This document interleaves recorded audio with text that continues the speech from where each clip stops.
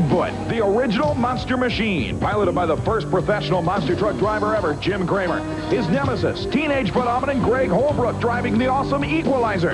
Coming up, it's crafty veteran versus brash young gun in this U.S. Hot Rod Association battle to the finish.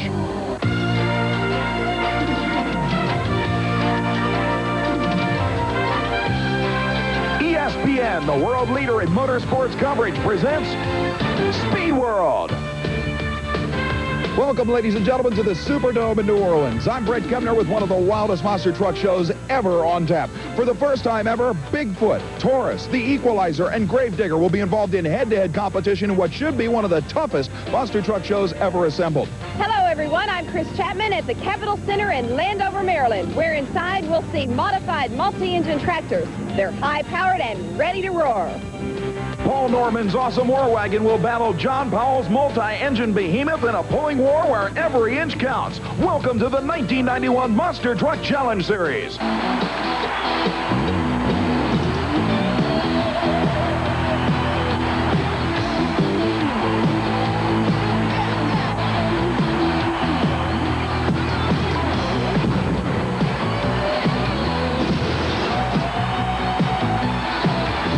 To the 1991 Monster Truck Challenge Series.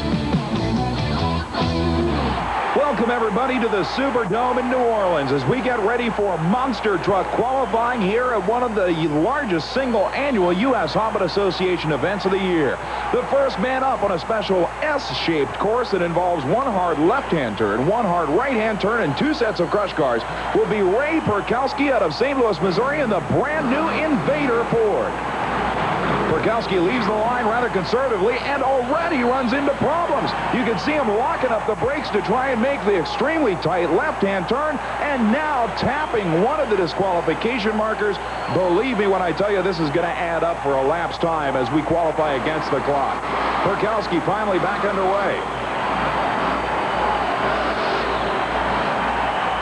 And still having problems as he makes the hard right-hand turn that will set him up for the final straight. Beautiful airborne launch as he crosses the finish line. The elapsed time for the new Invader Ford with problems, 41.07 seconds, and that will set the pace for this man. Rob Morris and the incredible four-wheel crazy, the rookie of the year from the 1990 U.S. Hot Rod Association season. A beautiful starting line launch, and on the outside lane, handling this course perfectly. Flawless final turn, and a beautiful launch at the finish line. Rob Morris, 26.92 seconds, will take over the pole for qualifying in this 8-truck field.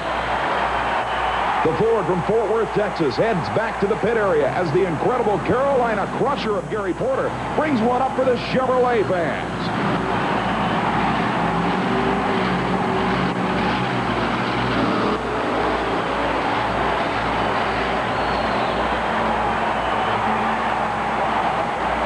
Not quite as serious, it appears, as Rob Morris was. Now finally getting onto the loud pedal as he moves into the final turn. And actually, Porter takes the last turn in this S-shaped course probably better than anybody. Crossing the finish line, the elapsed time for the Crusher, 27.49 seconds. The Carolina team will now take the number 2 spot, but here's the kid, Greg Holbrook from Tennessee. The Equalizer GMC-bodied rear-engine machine trying to get the number 1 spot.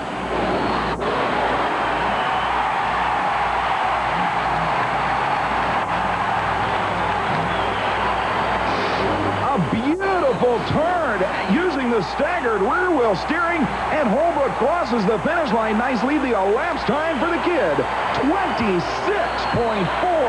seconds, and the nation's youngest professional monster truck driver ends up on the pole. Right behind him, though, Rob Morris's four-wheel crazy Ford and the Carolina Crusher. We still have Bigfoot yet to go and unlimited tractor pulling from Landover, Maryland. Stay with us.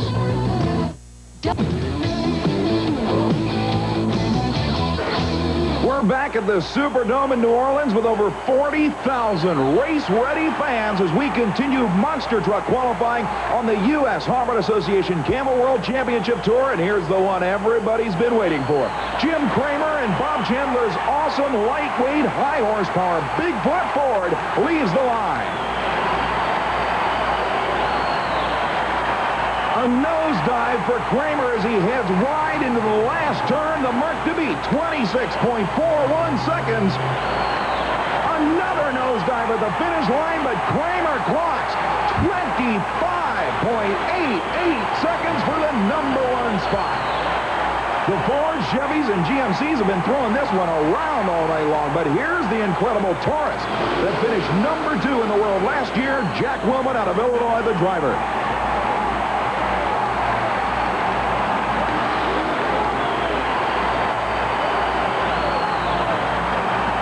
Appears to be on a great one. If he can make this turn solidly, he'll have this one wrapped. Perfect turn. And a beautiful leap across the finish line. The elapsed time for the Taurus Chevy, 23.39 seconds.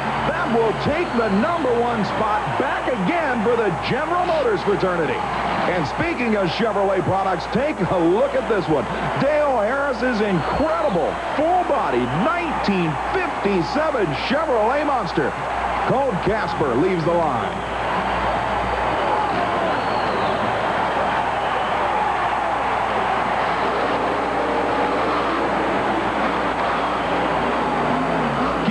That this machine is giving up about 7,000 pounds to most of its opponents, and just the fact that Harris can get this thing airborne is incredible in itself. The heavyweight moves up for the final set of crush cars. Actually, a beautiful airborne leap as he crosses the finish line, bouncing all over the place with an elapsed time of 36.63 seconds. That'll put him 6th in the field right now. But on the line, the truck that everybody has been waiting to see. Dennis Anderson's 1950 Chevrolet that has become a nationwide phenomenon, Gravedigger.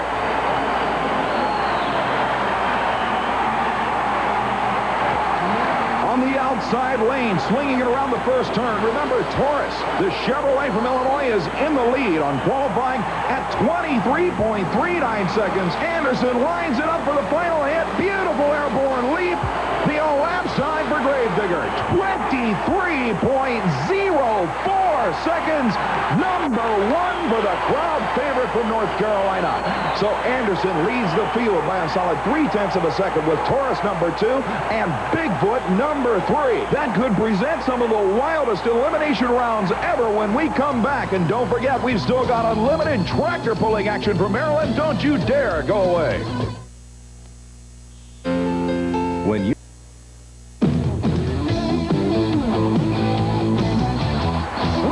the Superdome in New Orleans as we get ready for U.S. Harvard Association Monster Truck Elimination. Well, one thing's for sure, while monster truck action has come a long way, so have the paint jobs.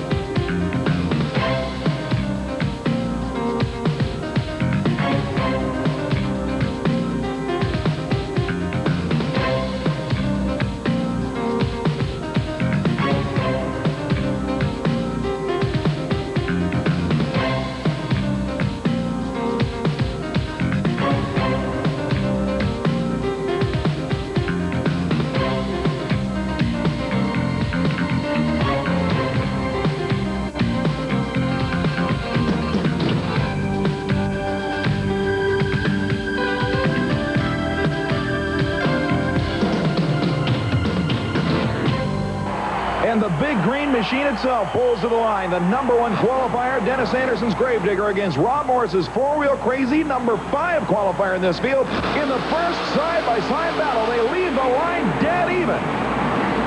And the four-wheel crazy Ford with the inside lane on the first turn has a beautiful run going.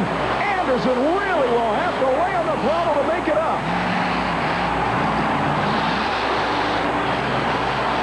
Coming around the last turn, Anderson trying to make up the distance as they head for the finish line.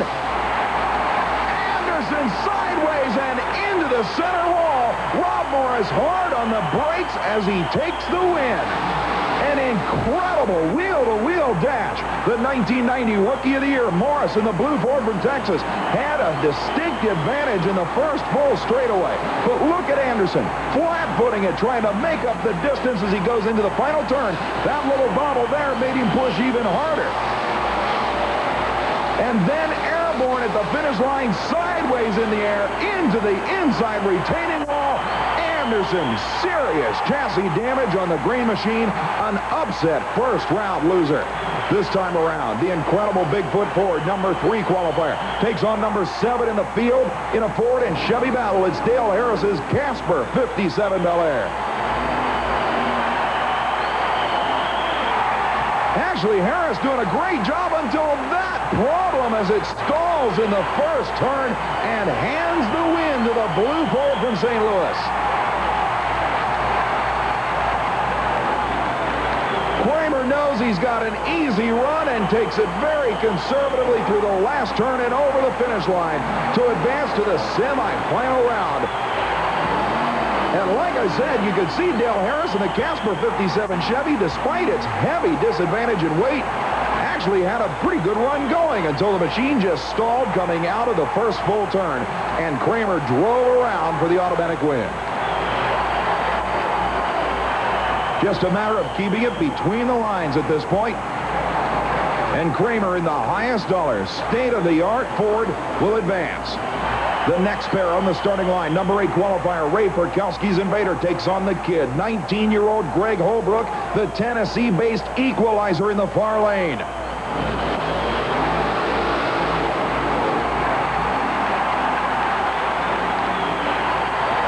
And problems for Holbrook, but now problems for Perkowski.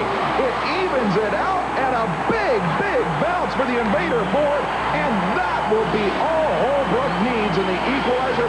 But now another problem for the GMC with rear engine power.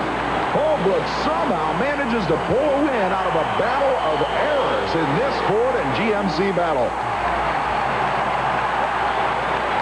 You certainly can't fault Perkowski. He gave it everything he had, but it'll be the 19-year-old advancing to the semifinal round. Now, Taurus versus the Carolina Crusher in the final pair of round number 1.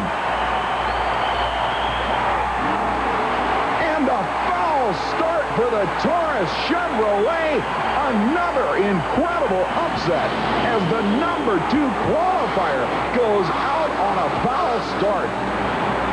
Gary Porter in the Carolina Crusher must not realize that he's keeping it flat-footed all the way around, but a very upset Jack Wellman will head right into the pits. He knows what kind of violation he committed on the starting line, and Porter's orange and red Chevrolet will advance to the semifinal round. On the slow-motion replay of the start, you can see U.S. Harvard Association starter Mike Speller signal to the Carolina Crusher. Porter signals that he is ready. Now Speller turns to the Taurus driver, Jack Wellman. He signals that he's ready. As Speller's hand comes down, you can see the lurch of the Taurus Chevrolet. Just a sheer case of anticipation as the green light comes on after the truck had moved. That is a foul start loss. So the semifinals here in New Orleans will feature the four-wheel Crazy Ford against the dreaded Bigfoot and the Carolina Crusher against the Equalizer. It's a Ford and Chevrolet final round no matter how you look at it. Plus, we've got unlimited tractors coming up. Stay with us. Know what thirsty is.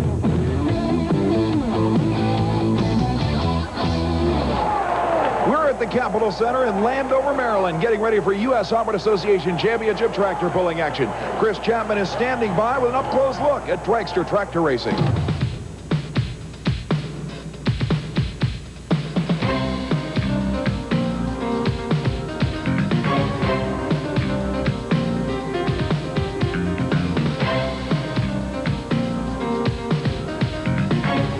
Multi-engine tractors are used in modified tractor pulling for tremendous horsepower.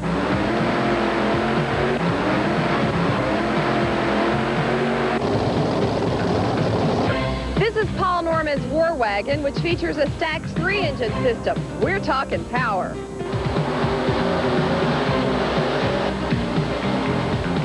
Strapping 2 airplane engines to the front of a tractor and using them to pull down the track can be a pretty dangerous situation. But Rick Rockefeller, the owner of the Policy Peddler, really doesn't worry too much about the potential danger. He owns his own insurance company. Rick, tell me why you're using 2 airplane engines on a tractor pull. Well, to get the power that we need to compete with the automotive engines, with 4 to 6 motors for the automotive engine, it takes 2 Allison motors to compete with them. What goes through your mind as you sit up there and you know that you're sitting there with 2 airplane motors and all these other guys have really normal motors on the front of theirs when you're getting ready to go out to do your pull? Well, our motors are a whole lot more temperamental, so you just hope everything's right with the motor and the fuel systems and to compete with them. The motors are built in 1930s and 40s. As he gets ready to make the first pull, the handbrake and hand throttle being guided forward. And now 6,000 horsepower is unleashed.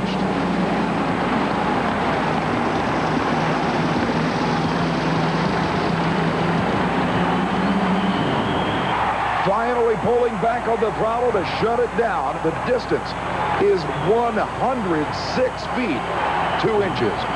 Tally Davis of the machine called Running Bear waits for the flagman to throw the green.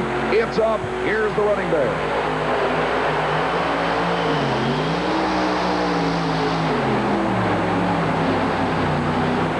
And Davis will dig in well short of his goal. But we are back now to Monster Truck semifinal action in the Superdome in New Orleans.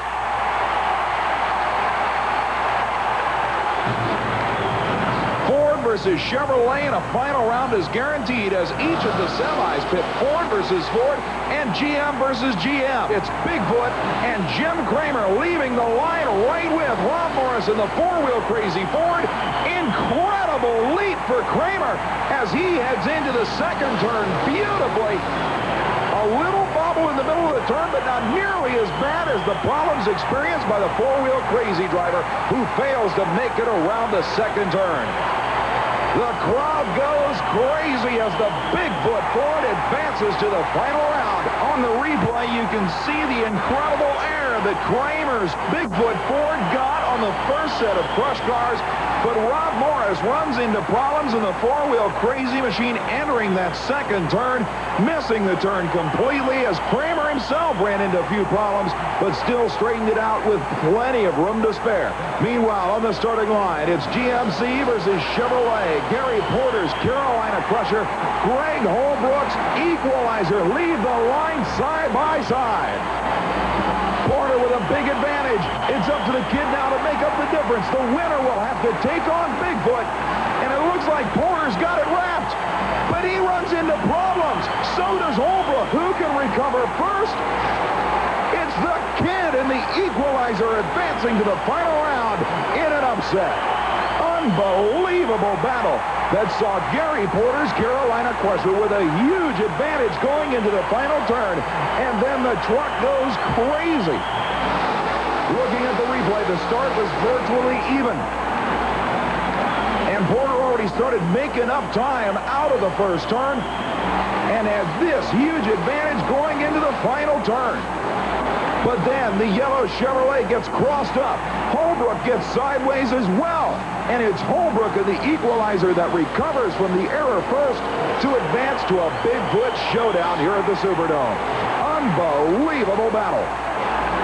So that will pit a GMC rear-engine truck from Tennessee with a 19-year-old at the wheel against the best-known truck in monster truck racing, Jim Kramer and Bigfoot. It's all coming up. Don't go away.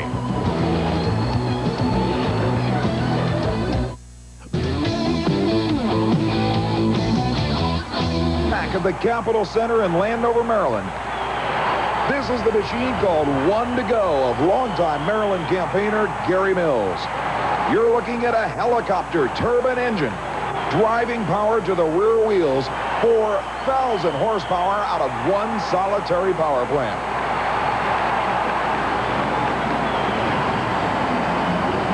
But it should be obvious that Mills has serious problems. The distance, only 68 feet even.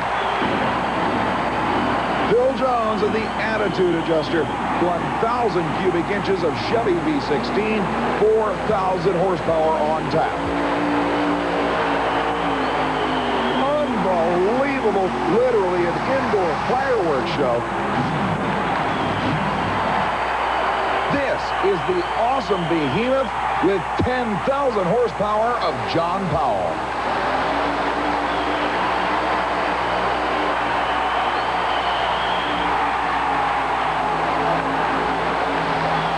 More than enough for the field here at Landover, Maryland. Now the pressure is on the incredible war wagon of Paul Norman. Now full throttle. Norman in the war wagon stumbles at mid-range, and no way, even Norman himself shakes his head. John Powell and the Powell pulling 4-engine Chrysler Hemi takes the overall victory. Looking at the replay on Norman's war wagon, you could see that he was very, very conservative, not getting into full throttle until around 100 feet. And then the machine started bucking. He was forced to get in and out of the throttle. A tough break for a driver who was really a pre-race favorite going into this pulling event. But you can compare his pull to this incredible display of brute torque and horsepower by John Powell's awesome quad-motored Hemi.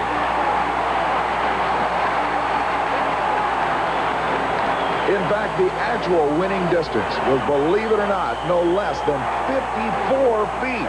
Powell takes the win with Paul Norman second at 121 feet. Robert Hutton's Clodhopper at 119, Tally Davis at 117, and Bob Kinzer at 108 round out the top five. But in the meantime, we've got a showdown that could well be the most exciting of the 1991 U.S. Hobbit Association season so far. A 19-year-old rookie out of Tennessee in a GMC takes on the best-known monster machine in the history of the sport, Bigfoot versus the Equalizer for the championship dash of the Superdome.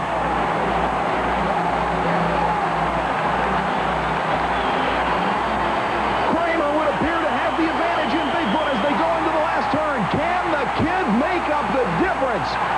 He's coming around. A beautiful turn. Kramer trying to keep it, and he does as Holbrook gets sideways. The crowd goes crazy, and Greg Holbrook limps across the finish line. The 19-year-old knows he's just been taught a valuable lesson. An incredible battle until the Equalizer ran into problems right in the middle of the last turn, and for the second year in a row, the Bigfoot team wins this event. On the replay, the start was virtually dead even. Holbrook did a masterful job of staying with Bigfoot despite the fact that he had the outside lane in the first turn, but he made up all his time on the inside turn of the last one, but spun it here. Even the independent front and rear steering couldn't help him. Kramer drives around for this sideways landing. I know that you were the very first man who was the first professional monster truck driver, and you've always loved what you've done. You've always been the man who made the innovations along with Bob Chandler. You're the man who guided this sport. But you know as well as I do that there are a lot of these 19-year-olds coming up that are gunning to take you out. Oh, yes. You know, we started out, and actually monster truck racing actually started right here in the Dome. If you remember, this was the first bona fide monster truck race ever put on was here. Bob Chandler's been out there trying to perform for the people, try to get them what they want to see, try to keep ahead of the game, try to make the sport safer and faster, and I think he's done a great job doing that. I'm just proud to be a part of the Bigfoot organization, be able to drive for them. These guys are tough. You have to work for your wins, and they're more fun if you have to work for them. An incredible job. Congratulations, Guy. The crowd loved every minute of it. Always glad to be here at the Superdome. This is the first place for monster truck racing. It's the best place. You didn't cut him any slack until you ran into problems in the last turn. What happened? Just lack of experience. He's just been doing this much more years than me. Well, that's being humble. There's no question about that. It didn't look like you oversteered it, though. It looked like you just had a mechanical problem. No, that concrete's slick, and when there started sliding and couldn't correct it. You think it's going to turn into a deal where you're going to be chasing Kramer all year long? I sure hope so. He's going to look out. He will, believe me. You did an incredible job, young man, to get into the final round. Great job. We'll see you later. On behalf of myself, Brett Kupner, thanks for being with us. That wraps up all the action from the Capitol Center in Landover, Maryland. I'm Chris Chapman. Good night and good trucking. We'll see you next time on the 1991 Monster Truck Challenge Series. This has been a GRB Entertainment production in association with ESPN.